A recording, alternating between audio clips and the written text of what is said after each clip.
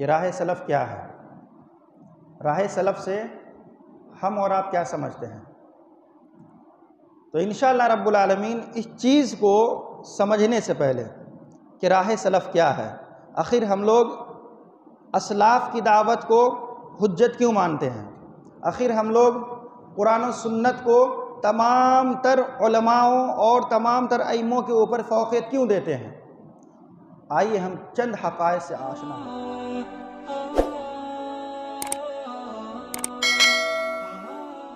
آدم علیہ السلام کی اولاد میں، ذریت میں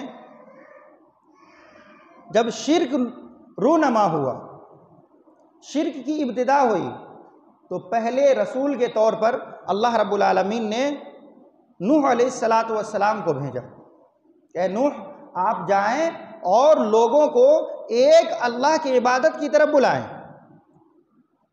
لوگوں کو شرک و بدعات سے روکیں۔ تو نوح علیہ السلام کے بارے میں آیا ہے کہ نوح علیہ السلام 950 سال تک لوگوں کو اللہ کی توحید کی طرف بلاتے رہے۔ قرآن کریم کے اندر سورۃ النوح کے اندر اللہ رب العالمین نے ارشاد فرمایا ان اعبدوا اللہ واتقوہ واطیعون، کہ نوح علیہ السلام نے کیا فرمایا اپنی قوم سے؟ اے میری قوم کے لوگو، ان اعبدوا اللہ، صرف اللہ ہی کی عبادت کرو، واتقوہ، اور اللہ ہی سے ڈرو، اللہ ہی کا خوف کھاؤ، واطیعون، اور میری اطاعت کرو۔ اس آیت کریمہ کے اوپر غور فرمائیے۔ اس آیت کریمہ میں کیا کہا گیا ہے؟ کہ صرف اللہ ہی کی اطاعت اور وقت کے رسول کی اطاعت۔ اب اس مشن کو آگے بڑھانے کے لیے جب جب امت میں بگاڑ پیدا ہوئی، جب جب لوگوں نے اللہ کے در کو چھوڑا، اللہ کی عبادت میں لوگوں نے شرک کیا، اللہ کے اسماء و صفات میں لوگوں نے شرک کیا، دوسروں کو شریک بنانا شروع کیا، تو اللہ رب العالمین نے وقتاً فوقتاً انبیاء کرام رسول اعظام کو مبعوث کرنا شروع فرمایا۔ جس چیز کی، جس مشن کی آخری کڑی جناب محمد رسول اللہ صلی اللہ علیہ وسلم ہے۔ تو آپ صلی اللہ علیہ وسلم کی پیدائش 9 ربیع الاول عام الفیل 22 اپریل 571 عیسوی کو صبح صادق کے وقت مکہ مکرمہ میں بی بی آمنہ کے گود میں ہوتی ہے۔ جس وقت آپ صلی اللہ علیہ وسلم کی پیدائش ہوئی تو دنیا میں اس طریقے سے ظلم و بربریت کا بازار گرم تھا کہ بس ایک مثال سے سمجھ لیجئے کہ لوگ بھائی جو ہے، ایک بھائی دوسرے بھائی کی گردن مارنے میں ذرہ سا بھی شرم و عار محسوس نہیں کرتے کہ یہ میرا بھائی ہے۔ ظلم و تشدد کا یہ ماحول تھا کہ چوری چماری یہ سب ساری چیزیں عام تھی، ڈاکہ زنی، زناکاری، بدکاری، یہ ساری کی ساری چیزیں عام تھی۔ کوئی کسی کو ظلم کرنے میں نہیں پوچھتا، یہاں تک کہ تاریخ میں آیا ہے کہ اگر کسی خاندان کا کسی خاندان سے جھگڑا ہو جاتا تو وہ جھگڑا صدیوں تک چلا کرتا تھا، بلکہ مرنے والا یہ اپنی اولاد کو وصیت کر جاتا کہ میرا اس خاندان سے جھگڑا ہے، لہذا اس سے کبھی بھی مصالحت مت کرنا۔ اور اقوام عالم کا یہ ماحول تھا دینی طور پر کہ لوگ فرقے در فرقے میں بٹ چکے تھے، یہود و نصارہ 72 فرقوں میں بٹ چکے تھے۔ یہودی نصارہ کے اوپر تانسان کرتے اور نصارہ یہودیوں کے اوپر تانسان کرتے۔ کافروں کا ماحول الگ تھا، مشرکوں کا ماحول الگ تھا، سابقین کا ماحول الگ تھا۔ یہود و نصارہ کے اپنے اپنے طریقے اور اپنے اپنے قاعدے تھے، اپنے اپنے مسالک بنا لیے۔ اتنی برائیوں کے دلدل میں نبی صلی اللہ علیہ وسلم کی بعثت ہوتی ہے، اور آپ تنے تنہا، محض آپ صلی اللہ علیہ وسلم نے اس دین کا پورا حق ادا کیا، اللہ کی وحی کو وہاں تک پہنچایا جہاں تک اللہ رب العالمین نے حکم فرمایا تھا۔ تو آپ صلی اللہ علیہ وسلم کی بعثت ہوتی ہے 610 عیسوی میں۔ 610 عیسوی میں غار حرا میں اللہ رب العالمین آپ کے اوپر وحی کا نزول فرماتا ہے۔ اور وحی کیا ہے؟ اللہ نے کیا فرمایا؟ اقرأ بسم ربک الذی خلق خلق الانسان من علق اقرأ وربک الاکرم الذی علم بالقلم علم الانسان ما لم يعلم۔ اللہ کے نبی لوگوں کو یہ تعلیم فرمائیے، لوگوں کو کہیے، اعلان کر دیجئے لوگوں میں کہ لوگوں پڑھو۔ حقیقت جاننا چاہتے ہو اللہ کیا ہے، اللہ کی توحید کیا ہے، اللہ کی عبادت کیسے ہونی چاہیے تھی، تو پڑھو پڑھو پڑھو۔ پھر اللہ کے نبی صلی اللہ علیہ وسلم کو یہ حکم ہوا کہ اللہ کے نبی وَأَنذِرْ عَشِيرَتَكَ الْأَقْرَبِينَ، اللہ کے نبی آپ کے قریبی سے قریبی رشتہ دار ہی کیوں نہ ہو، سب کو یہ دعوت پہنچائیے۔ اور آپ صلی اللہ علیہ وسلم نے وہاں سے دعوت کا آغاز کیا۔ آپ صلی اللہ علیہ وسلم کوہ صفا کے اوپر تمام کے تمام کفار و مشرکین کو بلا کر کے دعوت دی۔ تو سب سے پہلا پتھر مارنے والا، سب سے پہلا منحوس شخص جس نے آپ کے اوپر پتھر چلایا، گالیاں دی، آپ کے چچا ابو لہب تھا۔ تو اللہ کے نبی صلی اللہ علیہ وسلم نے اس دعوت کا آغاز کہاں سے کیا؟ مکہ مکرمہ سے کیا۔ پھر آپ صلی اللہ علیہ وسلم 13 سال مکہ میں رہے، 13 سال مکہ میں رہے، اور آپ دعوت دیتے رہے، اہل مکہ کو شرک سے روکتے رہے، توحید کی دعوت دیتے رہے، تمام انبیاء کی دعوت دیتے رہے، دین حنیف بتاتے رہے۔ تو بہت ساری پریشانیاں آپ کے سامنے آئیں۔ بالآخر اللہ کے نبی صلی اللہ علیہ وسلم کو یہ حکم ہوا کہ آپ یہاں سے ہجرت کر جائیں۔ جب آپ صلی اللہ علیہ وسلم ہجرت کر جاتے ہیں اور یثرب شہر، جس شہر کا نام ابھی ہم لوگ مدینہ منورہ جانتے ہیں، اس شہر میں جاتے ہیں، تو آپ صلی اللہ علیہ وسلم نے جو یہاں 13 سال تک دعوت دینے کے باوجود بھی لوگوں تک اور لوگوں کے دلوں تک نہیں پہنچے تھے، محض 10 سالوں میں اللہ کے نبی صلی اللہ علیہ وسلم نے وہاں اہل مدینہ ہی نہیں بلکہ پورے عالم عرب میں اسلام کا چراغ نمایاں فرمایا۔ پھر آپ صلی اللہ علیہ وسلم کی رحلت کے بعد یہ ذمہ داری حضرت ابوبکر صدیق رضی اللہ تعالیٰ عنہ سنبھالتے ہیں۔ وہ 2 سال اسلام کی خدمت کیے رہنمائی کے طور پر۔ پھر اس کے بعد خلیفہ دوم حضرت عمر ابن خطاب رضی اللہ تعالیٰ عنہ کا دور آیا، آپ نے 10 سال خدمت فرمائی۔ پھر اس کے بعد خلیفہ سوم حضرت عثمان غنی رضی اللہ تعالیٰ عنہ کا دور آتا ہے، تو آپ 12 سال خدمت فرماتے ہیں۔ پھر اس کے بعد خلیفہ چہارم حضرت علی المرتضیٰ رضی اللہ تعالیٰ عنہ، آپ کی حکومت آتی ہے، تو آپ تقریباً 4.25 سال تک آپ نے خدمت فرمائی۔ اب غور فرمائیں کہ یہ راہ سلف کہاں سے شروع ہوا اور ہم لوگ ابھی کہاں پہنچے ہیں۔ آپ کا دور بہت ہی عجیب دور گزرا ہے۔ آپ رضی اللہ عنہ کے دور میں آپس میں انتشار ہو گیا، مسلمانوں میں خانہ جنگی ہو گئی، مسلمان آپس میں لڑ پڑے۔ سن 37 ہجری میں جنگ صفین حضرت علی رضی اللہ تعالیٰ عنہ اور امیر شام امیر معاویہ رضی اللہ تعالیٰ عنہ کے مابین ہوئی، جس میں حضرت علی رضی اللہ تعالیٰ عنہ کی فتح یابی ہوئی۔ پھر اس کے بعد سامنے والی فوج یعنی اہل صفین نے جو آپ سے معافی تلافی کی، یہ باتیں چند لوگوں کو راس نہیں آئی۔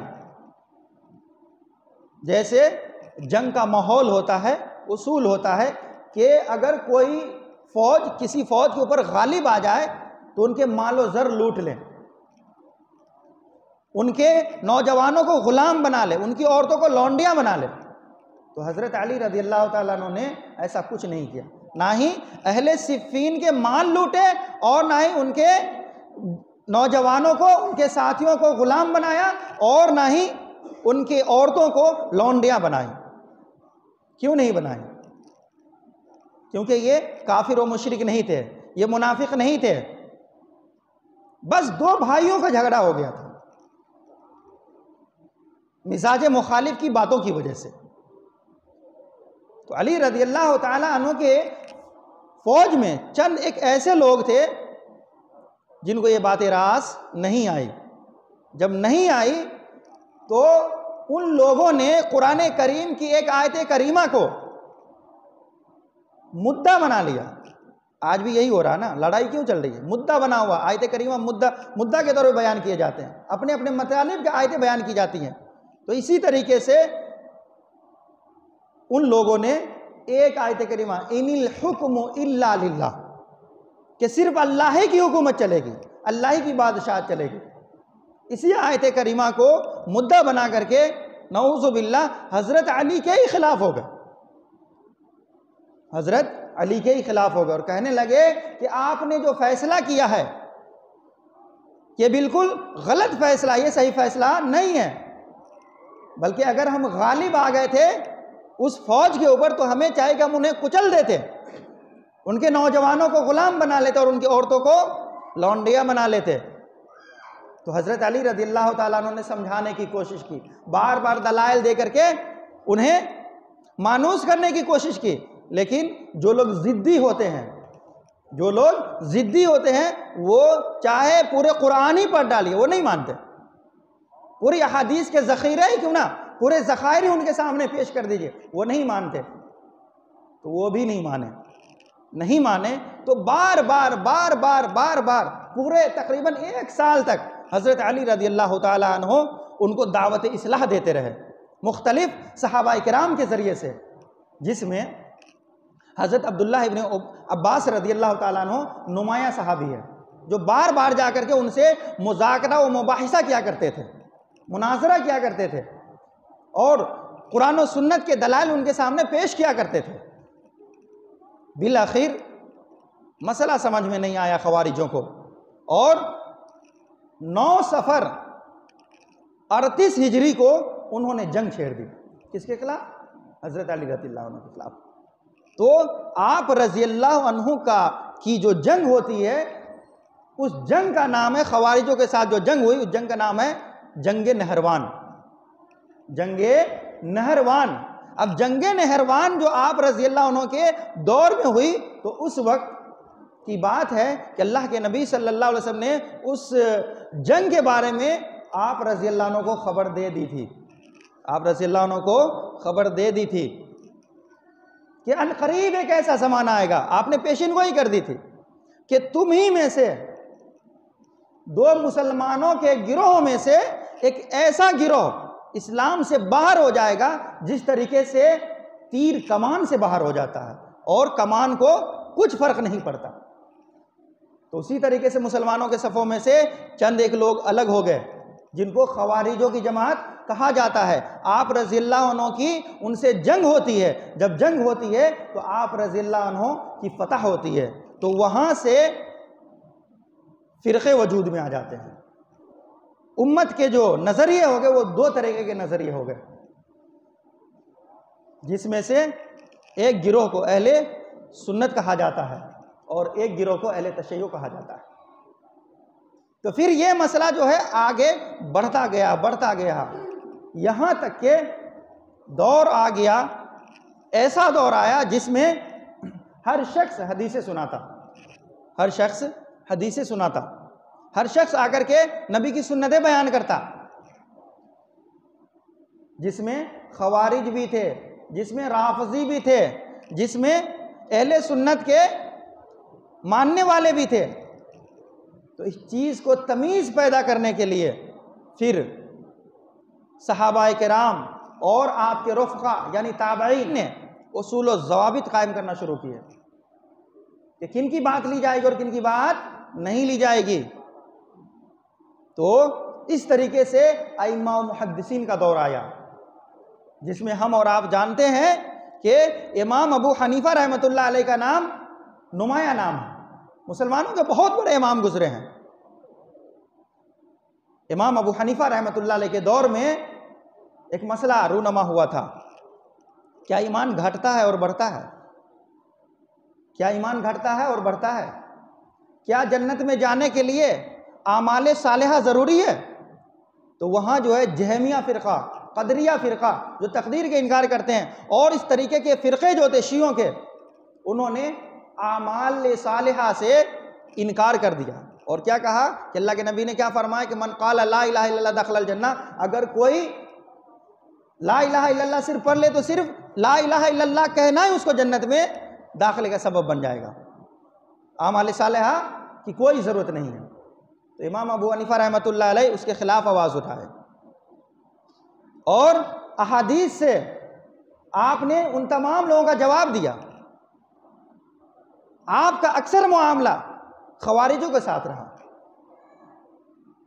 جو لوگ تقدیر کے انکار کرتے تھے آپ نے کھل کر کے ان کا مقابلہ کیا کہ تقدیر کے اوپر بھی ایمان لانا کیا ہے، یہ ایمان کا حصہ ہے۔ وَأَن تُؤْمِنَ بِالْقَدْرِ خَيْرِهِ وَشَرِّهِ، ایمان کے کتنے ارکان ہیں؟ اسلام کے 5 ارکان ہیں، اور ایمان کے 6 ارکان ہیں۔ ان میں سے ایک رکن کا کیا نام ہے؟ وَأَن تُؤْمِنَ بِالْقَدْرِ خَيْرِهِ وَشَرِّهِ، کہ تم تقدیر کی اچھائی اور برائی پر ایمان لاؤ۔ جب تک کہ اس کے اوپر ایمان نہیں لاؤ گے تب تک مومن نہیں ہو سکتے۔ تو حضرت امام ابو حنیفہ رحمۃ اللہ علیہ ایسے لوگوں سے سنت کو زندہ کیا، اور آپ نے کھل کر کے دشمنوں کا مقابلہ کیا۔ اس کے بعد جو ہے سن 93 ہجری کا دور آیا، تو سن 93 ہجری میں ایک اور امام پیدا ہوئے، آپ جس امام کا نام امام مالک رحمۃ اللہ علیہ، جس امام کا نام امام مالک رحمۃ اللہ علیہ۔ امام مالک رحمۃ اللہ علیہ جب پیدا ہوتے ہیں تو آپ کے دور میں لوگ حدیثوں کی طرف بہت زیادہ توجہ فرما تھے، یعنی اکثر لوگ سند کے ساتھ احادیث کو بیان کیا کرتے تھے اور صحیفے لکھا کرتے تھے۔ آپ نے سنا ہوگا صحیفہ ابو ہریرہ، صحیفہ عبداللہ ابن مسعود، یہ صحیفے تھے، یعنی حضرت ابو ہریرہ رضی اللہ عنہ کے پاس کتنی احادیث تھی، ان کے صحیفے۔ حضرت عبداللہ ابن مسعود رضی اللہ عنہ کے پاس کتنی احادیث تھی، ان کے صحیفے۔ تو آپ نے حدیث کو تدوین دی سند کے ساتھ، آپ نے کتابوں میں جمع کرنا شروع کیا، ہر مسائل کی احادیث کو الگ الگ جمع کیے۔ پھر اس کے بعد ایک امام اور پیدا ہوتے ہیں، جس امام کا نام امام محمد ابن ادریس الشافعی ہے۔ محمد ابن ادریس الشافعی 150 ہجری میں پیدا ہوتے ہیں۔ آپ نے سند کا کام کیا، سند کے اوپر، کہ کون سی سند اچھی ہے، کون سی سند نہیں ہے، کون سی سند قابل و قبول ہے اور کون سی سند مردود ہے، کن لوگوں کی روایت لی جائے گی اور کن لوگوں کی روایت نہیں لی جائے گی۔ چھوٹی سی مثال ہے، جو لوگ نمازی ہوتے ہیں جھوٹ بھی بولتے ہیں نا، نمازی لوگ حرام خوری بھی کرتے ہیں نا، یا نہیں کرتے ہیں؟ آپ کا ماننا کیا ہے؟ نہیں کرتے ہیں؟ کرتے ہیں۔ نمازی لوگ بہت سارے کام کرتے ہیں۔ تو امام شافعی رحمۃ اللہ علیہ نے فرمایا کہ کون نمازی ہے کون حاجی ہے یہ معنی نہیں رکھتا، معنی یہ رکھے گا کہ نمازی ہونے کے ساتھ ساتھ قول و قرار کے بھی پکے ہوں، حق اور سچ بھی بولنے والے ہوں، تو ایسے لوگوں کی حدیث قابل مقبول ہوں گی۔ اس کے بعد امام احمد ابن حنبل رحمۃ اللہ علیہ کی پیدائش ہوتی ہے، اور امام احمد ابن حنبل رحمۃ اللہ علیہ نے جو کام کیا امت کے لیے وہ مت پوچھئے،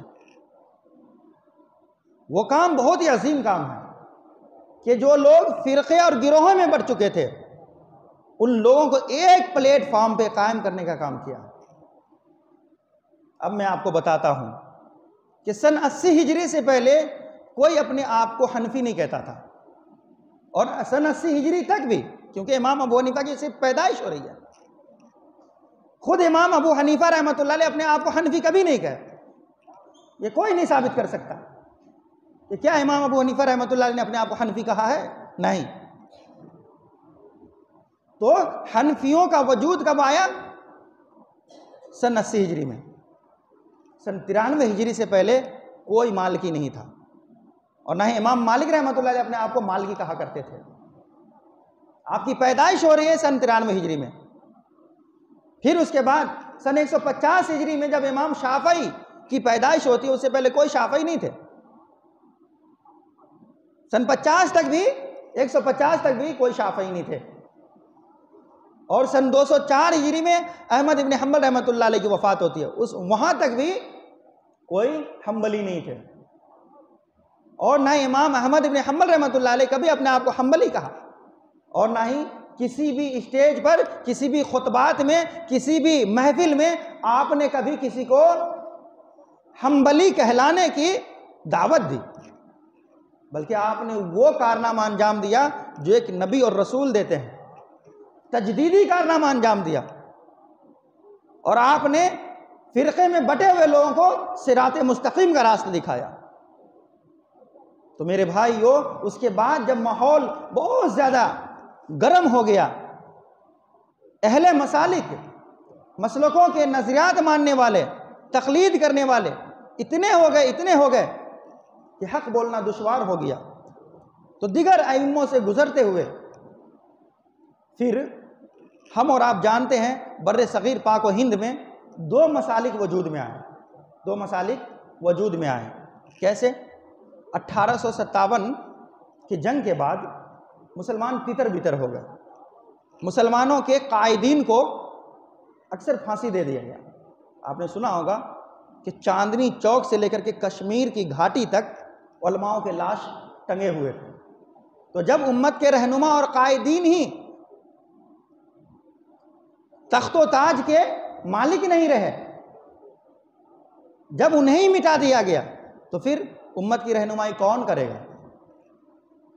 تو جتنے بھی اہل حدیث علماء تھے، اہل حدیث سے مراد حدیث جاننے والے، حدیث بیان کرنے والے، حدیث کے اوپر عمل کرنے والے، حدیثوں کو دوسروں کے سامنے بیان کرنے والے، لوگوں کو سنتیں بتانے والے، ایسے لوگوں کو جب انگریزوں نے پھانسی دے دی تو پھر وہاں سے امت میں مزید انتشار کا دور چل گیا. تو 1800 تقریباً 31 مئی 1866 کو سہارنپور میں دارالعلوم دیوبند کا قیام عمل میں آیا. اس کے بانی ہیں قاسم نانوتوی رحمۃ اللہ علیہ. اور انہوں نے سوچا کہ اب ہم اس طریقے سے لوگوں کو مدارس کے تعلیم سے آشنا کریں گے اور پھر سے ایک علماء کی جماعت کو امت کے لیے کھڑے کریں گے. لیکن ماحول اتنا بدل چکا تھا کہ لوگ محض جو اساتذہ کرام تھے وہ قرآن و سنت کی تعلیمات کم دیتے اور فرقے کی تعلیمات زیادہ دیتے.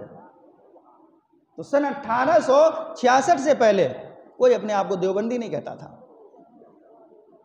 کوئی اپنے آپ کو دنیا کے کسی بھی کونے میں ایک دیوبندی نہیں پایا جاتا تھا. کب پائے گئے؟ سن 1866 کے بعد جب مدرسہ عمل میں آیا تب صرف ایک ہی نظریے کو پڑھایا گیا. اس مدرسے میں چہ جائے کہ قرآن و سنت کی تعلیمات کو عام کیا جاتا اور لوگوں کو راہ حق سے آشنا کیا جاتا. محض ایک نظریے کو پڑھایا گیا.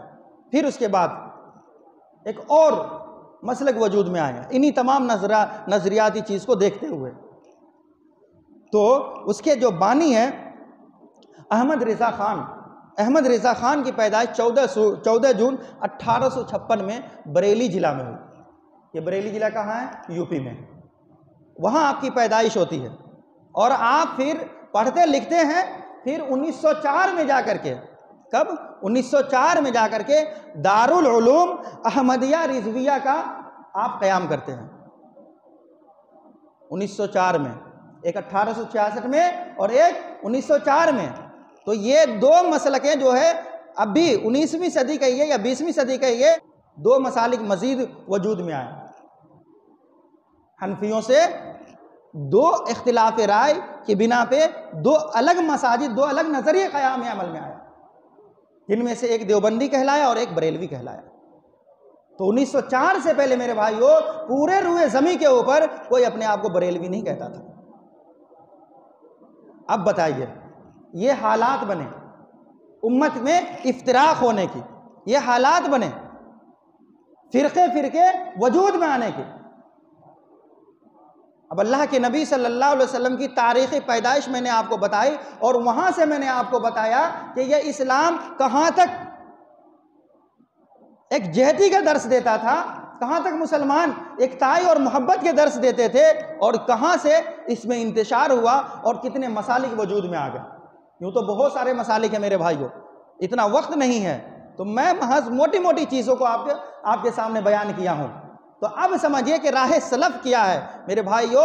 تو لوگ جو ہے اتنے فرقے میں بٹ گئے، سب کے اپنے اپنے عقائد و نظریات ہو گئے، تو ایک عام مسلمان جس کے پاس علم نہیں ہے، وہ محض لا الہ الا اللہ محمد رسول اللہ پڑھنے والے ہیں، وہ مسلمانوں کی سوسائٹی میں رہتے ہیں، ان کو مسلکوں سے کوئی لینا دینا نہیں ہے، تو بالآخر وہ کس مسلک میں جائیں گے؟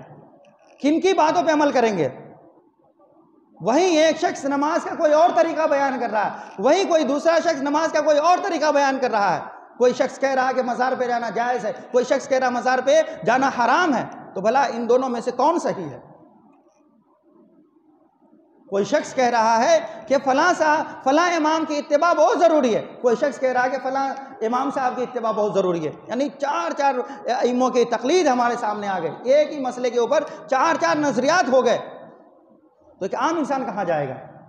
تو عام انسان کے لیے وہی راہ کھلا ہوا ہے جو جس راہ کی ابتدا محمد الرسول اللہ صلی اللہ علیہ وسلم نے کی اور آپ کے صحابہ نے کی، کہ کوئی بھی بات ہو، قرآن کریم کے اندر بیان ہوا فَإِن جَاءَكُمْ فَاسِقٌ بِنَبَإٍ فَتَبَيَّنُوا أَن تُصِيبُوا قَوْمًا بِجَهَالَةٍ أَن تُصْبِحُوا عَلَىٰ مَا فَعَلْتُمْ نَادِمِينَ، کہ کوئی بھی فاسق و فاجر تمہیں کوئی بھی باتیں بتائیں تو تم بغیر تحقیق کے اس کی بات کو مت مانو، جب تک کہ اس بات کی تحقیق نہ ہو جائے، اس بات کی مینیفیسٹو تمہارے سامنے نہ آ جائے، تب تک کہ وہ باتیں نہیں ماننی ہیں۔ تو میرے بھائیوں، ایسے ہی اشخاص، ایسے ہی اہل ایمان آج کے دور میں اہل الحدیث کے نام سے جانے جاتے ہیں، اور ایسے ہی اشخاص کو سلفی کہا جاتا ہے، اور ایسے ہی اشخاص جو ہیں راہ سلف کے صحیح تر حقدار ہیں اور صحیح تر وفادار ہیں، کہ تمام ائموں کی عزت و احترام اپنی جگہ ہے، لیکن امام الانبیاء کی عزت و احترام سب سے اوپر ہے، تمام کی عزت و احترام جو ہے سر آنکھوں کے اوپر ہے، لیکن محمد الرسول اللہ صلی اللہ علیہ وسلم سرکار کونین کے جو عزت و احترام ہے، آپ کی سنتیں ہیں، وہ بالکل ممتاز ہیں۔ تو ہم تمام لوگوں کو، تمام طرح سے اہل ایمان بھائیوں کو دعوت دینا چاہتے ہیں، جو لوگ اہل ایمان لا الہ الا اللہ محمد الرسول اللہ پڑھنے والے ہیں، تمام لوگوں کہہ رہے ہیں کہ تمام تر فرقوں سے نکلیے، اپنے اپنے فرقوں کے بارے میں پڑھنے کی کوشش کریں، اپنے اپنے ائمہ جن کی آپ تقلید کرتے ہیں یا جن کے عقائد و نظریات کو مانتے ہیں، ان کے بارے میں صحیح ترجمانی ہے نا پڑھنے کی کوشش کریں، کہ ان کی پیدائش کب ہوئی، کیا ان سے پہلے مسلمان تھے یا نہیں تھے۔ میرے بھائیو، 1857 میں مسلمان اور انگریز کے درمیان غدر ہوا، جس میں لاکھوں مسلمان مارے گئے۔ اب بتائیے، نہ اس وقت کوئی دیوبندی تھے، کوئی نہ ہی بریلوی تھے، یہ کون لوگ تھے، یہ کن کے ماننے والے تھے؟ تو آپ کو پتہ چلے گا میرے بھائیو کہ جن کا وجود ہی غدر کے بعد ہوا ہے، تو بھلا وہ مسلمانوں کے رہنما کیسے بن گئے؟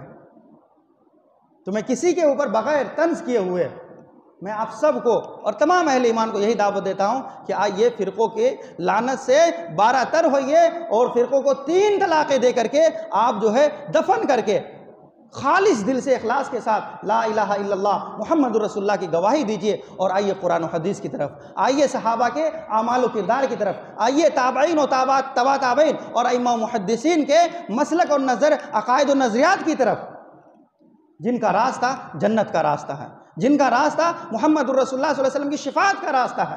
میرے بھائیوں، اگر اس راہ سے اگر ہم بھٹک گئے تو اللہ کی قسم کہہ رہا ہوں، پھر آپ کو کوئی جنت دلانے والا نہیں، کوئی بھی شخصیت آ جائے، کوئی بھی آپ کی محشر میں شفاعت کرنے والا نہیں۔